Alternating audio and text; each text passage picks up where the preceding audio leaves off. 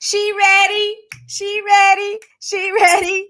Welcome to the Get Up Girl podcast. I'm your gal, Joanna Vargas, here with the master hairdresser, beautiful makeup artist, and beauty coach, business coach from the Beauty Inspires Beauty podcast, Jessica Burgio. What's up, girl? What's happening? How's everybody doing?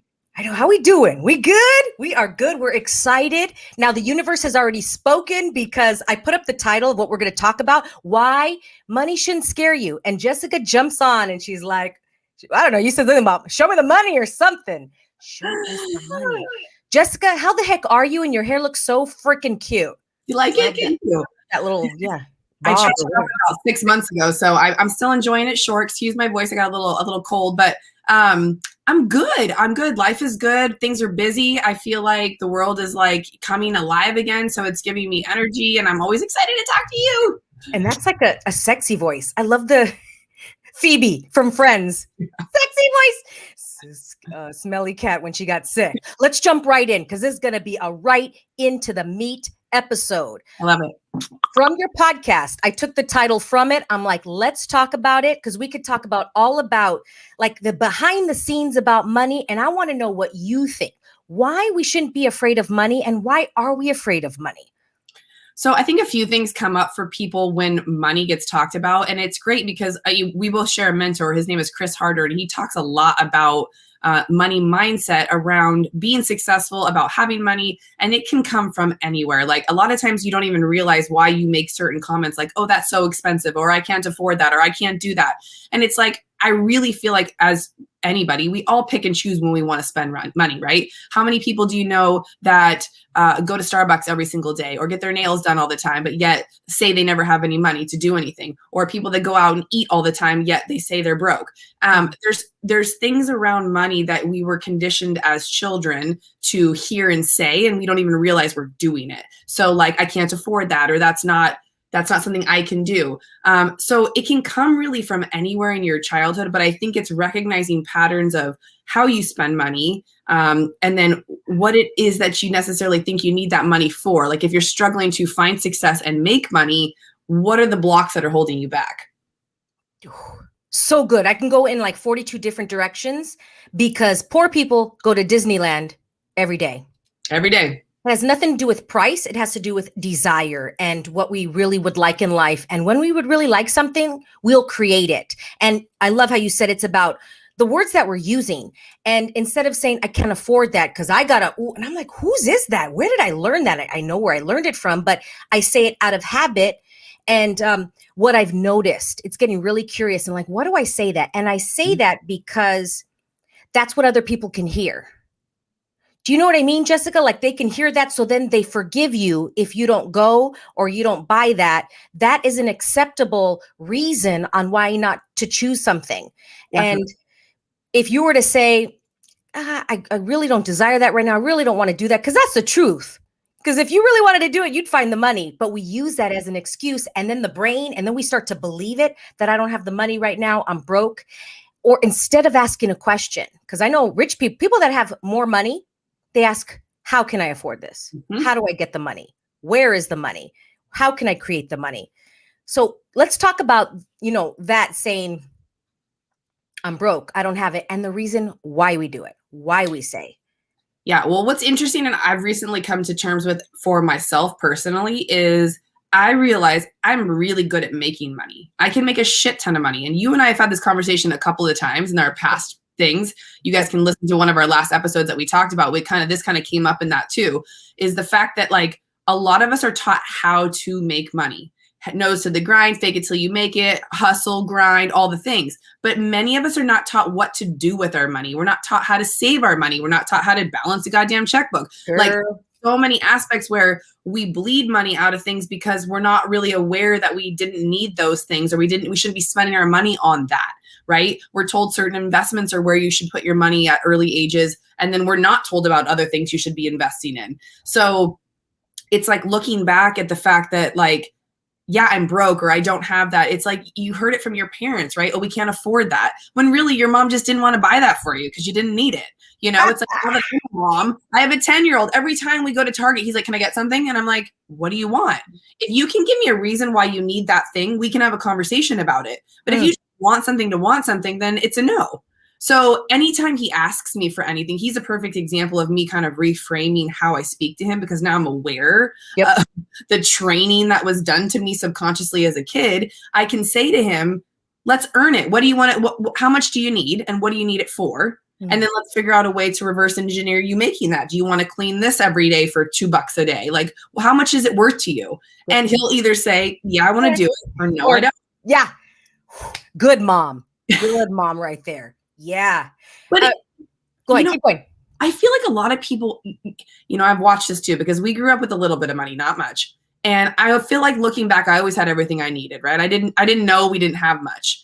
And when I see the upper class with their children and what they provide with them, it's like, I can't knock them for giving them all the things, right? Like, you can't knock somebody for giving their children a beautiful home and all the clothes and the shoes and the beautiful schools and all the stuff. But at the end of the day, like, there needs to be a conversation around where that money's coming from, how they acquired the money, and what they're doing to sustain this successful lifestyle, and how their child can then do the same.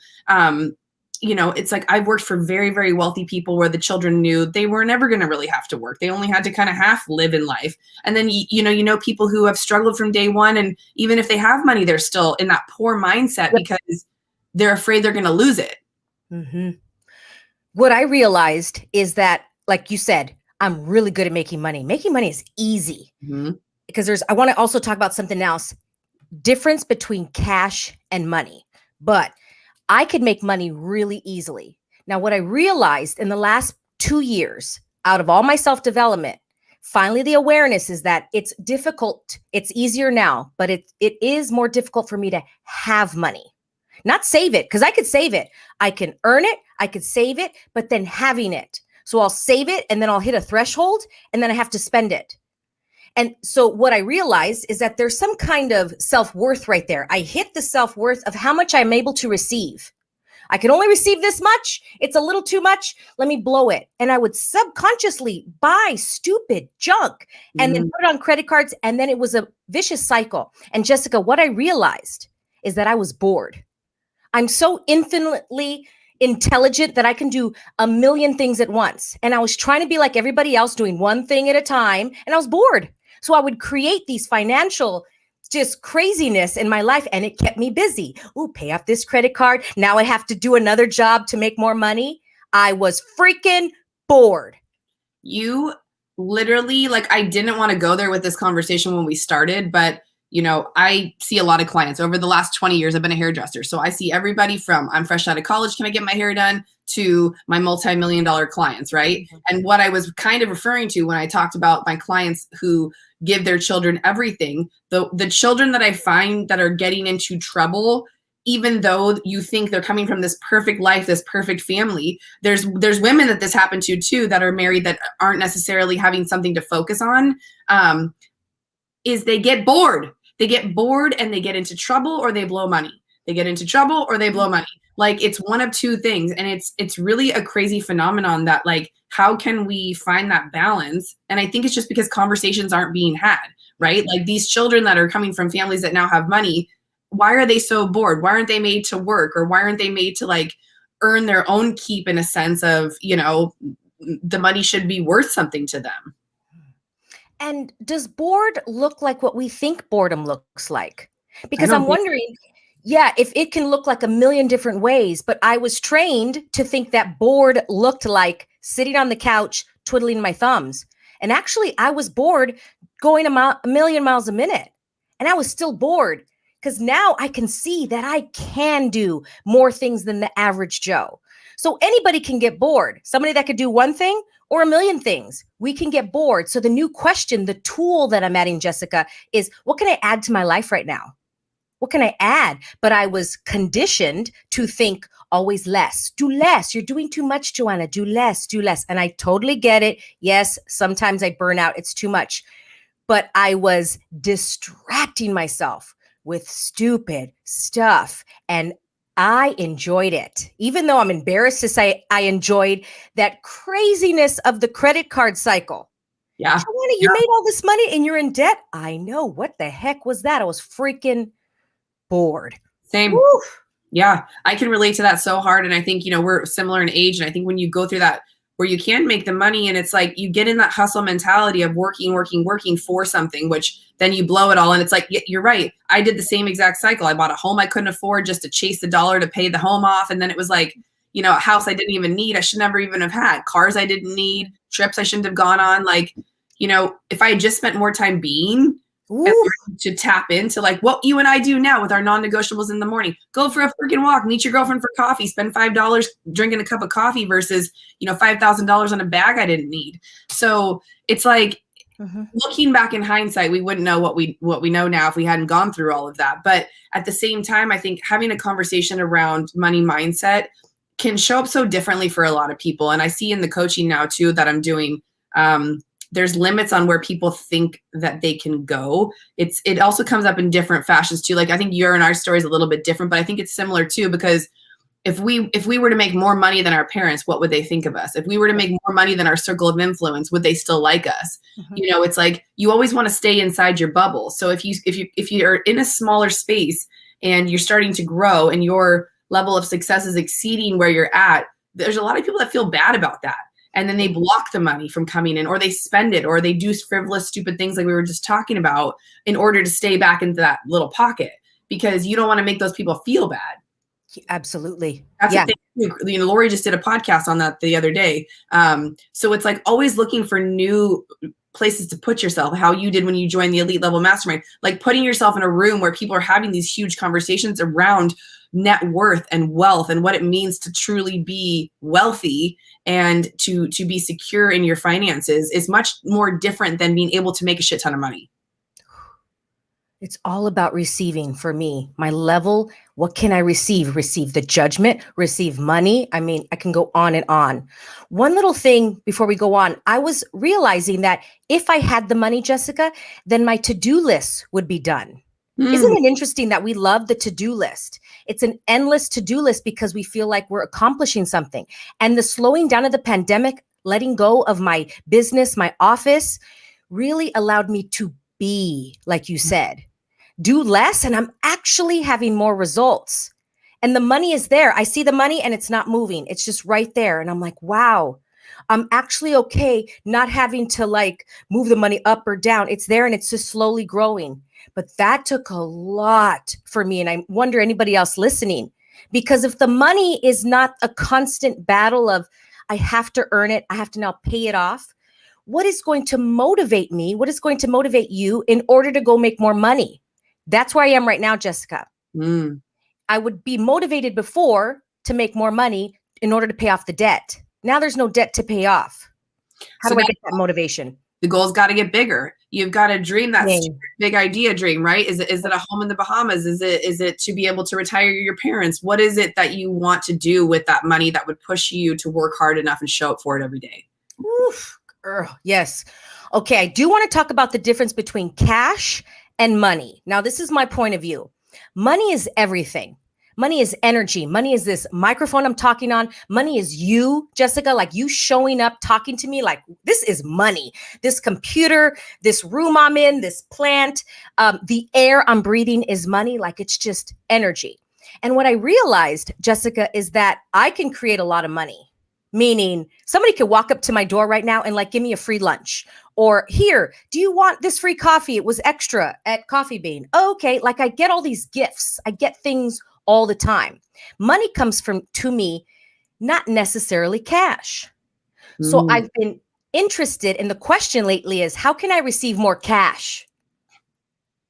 So I wonder if anybody else, because when you really write down and go, how much money do I have? I have a lot of money. This house, this lunch that I got, that was $50. That was $10. I'm like, wow, I actually got a lot today, but I didn't financially get cash. What do you think about that?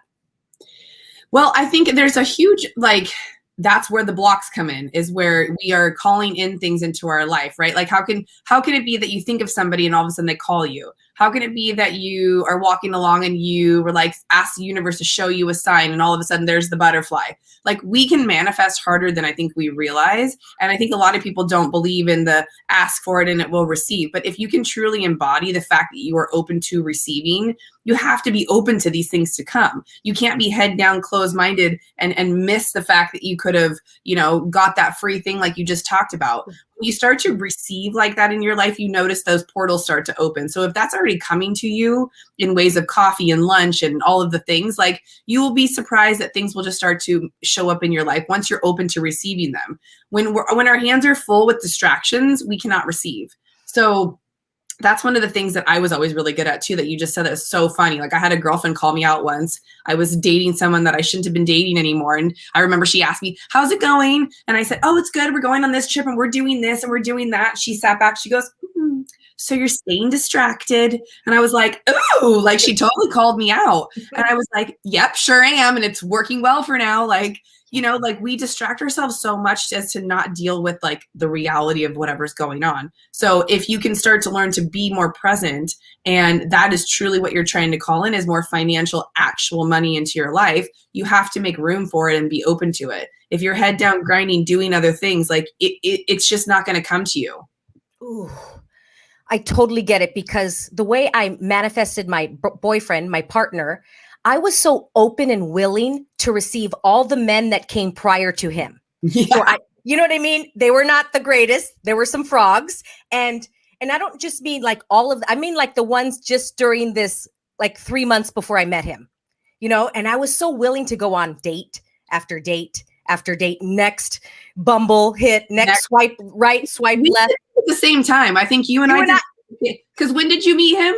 December. I met him, mine in January. Same exact thing. We were both swiping at the same time. And I remember on my morning walks, like, Joanna and I are early birds. I would, at the end of my walk, put my hands out, close my eyes, turn my music off. And I'm like, I'm ready to receive. Like, show me what he looks like. Where is he? Where is he? I'm ready. Where and is he showed up. He showed up. And I mean, I thought I was ready, but I still had to do the work, because this is where the mindset comes in, whether it's money, men, whatever the case may be. Like, it came and I was like, oh shit. Be careful what you asked for. Be careful what you asked for. I was like, didn't come in the package I thought I was going to come in. Didn't even come in the city or state I thought I was going to come in. And I was like, you asked for it. He's here. So you better figure out how to keep it. And so, like, same with keeping our money. Like, you got to do work to keep your man, and you got to do work to keep your money. Touche. Yeah, he showed up and I go, oh, I wasn't ready yet. I mean, I thought I had a couple more months. You know what I mean? God's like, well, you asked for it. Yeah, but okay, here we go. And doing the work. Yeah. Oh, like, okay. Yeah. And I was so willing to receive all of it. I didn't cut off those other men. I was very clear when something wasn't working for me and like, no, thank you. This was not going to work out. And I really went into it, Jessica, like, I'm going to choose not to ghost these men. I'm going to tell them when it's not working. I'm going to put my big girl panties on and I'm going to do it this way. And I think that sped it up, where in the past I would have peekabooed. You know what I mean? Like, oh, ghosted him. Oh, I would have pretended I liked this guy when I really didn't. And that level of maturity really opened my level of receiving. Like you said, receiving all the money, all the cash, everything, the coffees, the everything. I took it all in and I was taking stock of every single thing. Like today, okay, I got a lunch stock. And like Sherlock Holmes, I'm looking for the clues. You know what? That's also what you're doing, Joanna. You're doing a gratitude practice as well. You're recognizing what is in your life and is coming to you. Not many people will stop and say, I'm so grateful for this home that I already have. I'm grateful for these plants behind. I'm grateful for that lunch I just had. I'm grateful for that coffee. I'm grateful I just found $1 on the ground. Like, we don't stop in that gratitude practice. And I think you and I have been both working so diligently this year on ourselves and like appreciating what is, what isn't, blessing and releasing, and just staying open to things. And if you're in business and maybe the man relation doesn't like that, what we're talking about right now doesn't like sit with you, if you've already got a man, you're married, whatever the case may be, if it comes to your business and you know, how Joanne's talking about these men going peek, like she wants to be honest with them. This can be in relation to if you're trying to start a new business and you're over here bopping and weaving through all the other things and you haven't fully committed to the one new thing that you said you wanted to do, which was receive a new man, start a new business. If you don't go all in, open arms, I'm ready to do the work and receive and like be here and now and focus on this one thing, it won't ever be the best thing it can be. It will always be, I don't know. Just like the money will come and go and come and go. If you're not like, this is it, this is what I'm doing, I'm fully committed to the relationship, the business, the money, like you have to have the mindset that, yes, I deserve this. This is for me and I appreciate it. Like same for the men, same for the friendships and relationships in your life. Like if you're constantly like 1 foot in, 1 foot out or give or take shit, like it's not going to stick around. The universe will be confused and won't know what it is that you want. So it will never stay. I had a big aha as you're talking. I think we're conditioned. I know we're conditioned to think that gratitude is only having appreciation for the good things. It's having appreciation for all of it. Yeah. And so thinking my journey to meet my current partner is all the men that came in, I had gratitude for them, even though it was not kind or what they did. But I'm like, I would laugh about it. I would tell stories. People were like, what? And I'm like, I'm so grateful for him. I learned a little bit. I'm so grateful for whatever it is. And I think that's the disconnect, Jessica. We're only grateful for what was good that day or what we enjoyed. Totally. Yeah. No, I was with my son's dad for many years beforehand, and I wouldn't appreciate who I have now if I hadn't gone through all of that prior. And I also appreciate my current boyfriend's ex-wife because she did a lot of the legwork and I'm sure helped him become who he is now too. Wow. So as much as that relationship might not be perfect for them, like you got to appreciate all of the aspects to get you where you are because that's not life. That's not reality. It's not always going to be rainbows and butterflies. And it's like the fact that I actually, I have COVID right now. So I actually am appreciating that I'm stuck at home sick and all I can do is focus on this business and worry about myself right now and be alone for the next 2 weeks. It's like, I haven't been alone like this I'm trying to appreciate the fact that the universe bitch slapped me to slow down. I just saw it in my head, a bitch slap. Well, you look hella good for having COVID. Okay, well, let's end with why shouldn't we be afraid of money? We started with that question, but like, why shouldn't we be afraid? Because, okay, somebody listening, Jessica, but they're like, yeah, but I'm afraid. Yeah. What's a tool that they could do or use? First of all, I'm going to give you one good insight because we have a mentor. His name is Chris Harder, and he has a text list that you guys can text every morning. Yeah, you can text every morning. The number's 310-421-0416, 310-421-0416, and Chris will send you a handwritten text message every morning in regards to money mindset. And one of my favorite things that Chris says is when good people make good money, they can do great things. Okay. And one defining moment that he said, because I'm a dog lover, and I'm sure all of you have parents, sometimes you have elder parents, a lot of you have children listening to this. The reason you should never be afraid of money is because if something were to happen to that dog, that kid, that parent, that friend of yours, and money could make a difference in saving their life or changing whether or not they went to jail or something crazy like that, wouldn't you be elated to write them that $10,000 check or whatever the case may be that you needed to do in order to help them, to save them, to be there for them? If money can fix the problem, then money's never the problem. So opening up the channel to know that the more that you have, the more you can give and help people. And it's not so granular. Like when my clients come to me and they say, I don't need to make a lot of money. Being rich isn't important to me, but yet they really want to, go on nice trips with their family. They want to drive a decent car. They want to live in a beautiful home. I'm in San Diego. I'm like, motherfucker, you got to be rich then, because making just plain old 6 figures, like $100,000 isn't going to get you that. So being okay with making more than you think you need, because guess what? You can always give it away. You can always share it. You can always donate it. So do what you can to draw that money into your life, because it's going to give you opportunities and it's going to give you choices. And choice is freedom, and having freedom is what it's really all about. Well said. When good people make good money, they do great things. Remember that. Yeah. When he said that, that really rang in my head too, because I always just thought about myself, or like, I want to fly first class. I want to do this, et cetera, et cetera. I'm like, you're right. If somebody were to be in some kind of need, I wouldn't even blink twice to just, here you go. Boom. Yeah. Wow. That's a gift. And that's what we always talk about too in the coaching world. And when you have goals and dreams, it's like, it's great to have your goals. Your personal goals are what should be most important. But when your dreams and your goals and your vision doesn't include other people, it's really hard to show up every single day for yourself and to stay self-motivated. When the goal includes other people that you are emotionally tied to, your kids, your parents, anybody else that you love, you will show up for them. You will continue to fight for that and grow it and be it and do it, because for the greater good of my kid, I want him to have choices and options. So I'm going to get up every day and do what I need to do, whether I feel like it or not. Jessica, you're such a great speaker. I feel motivated. I feel like I'm gonna put on my punching gloves right now and start going to work. I love it, because this past year and a half has been a big journey for me, big blossoming, and I'm so grateful for it. It really woke me up in a whole new light. Yeah. And what else is possible in the future? I'm so excited to learn even more. So incredibly grateful.